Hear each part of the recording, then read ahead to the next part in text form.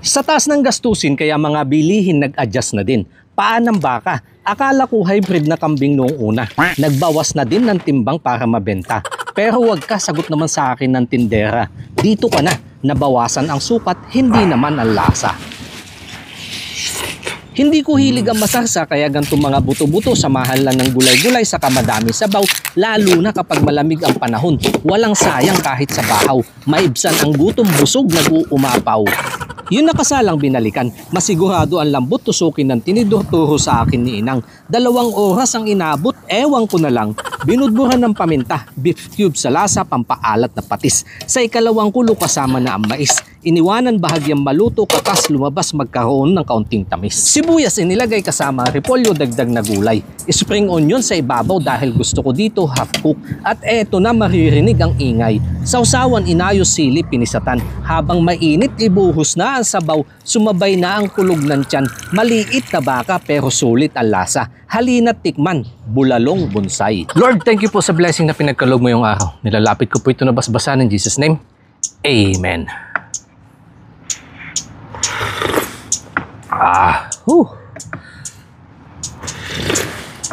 Ang bango. Natudahagod yung sabaw.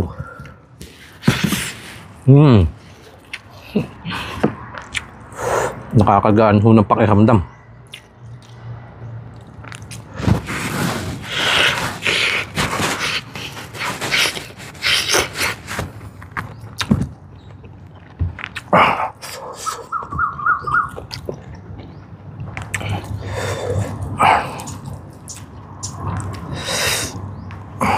Ayun o. Ang lambot. Oh. Pwede nang kalas-kalasin. Init nga lang.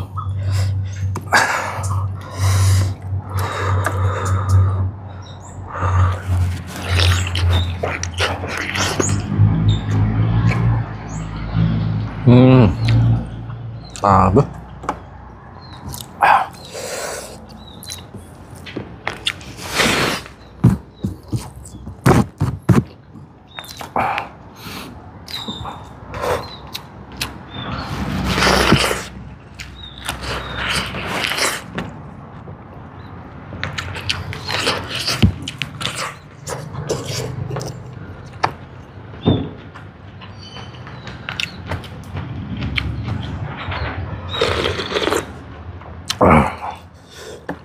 Napakalasa.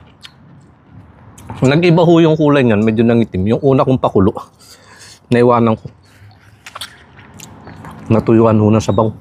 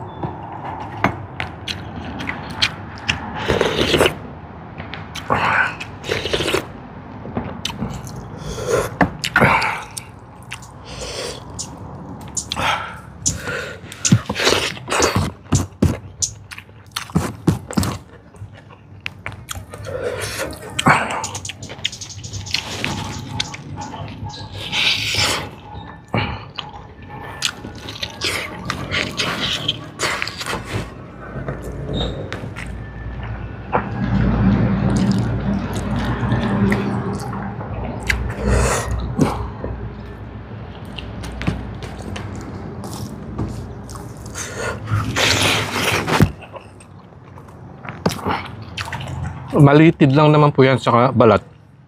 Kaya okay lang mapadami.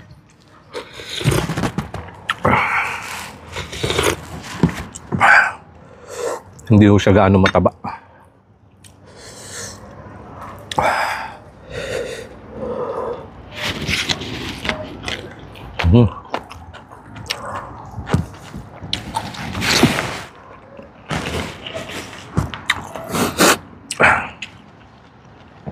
Mainit yung sabaw. May maanghang yung sausawan. Sarap. Kaya pag low budget ka din, gusto mo na magnilaga, humanap ka din nitong bakang bonsai. Yan o.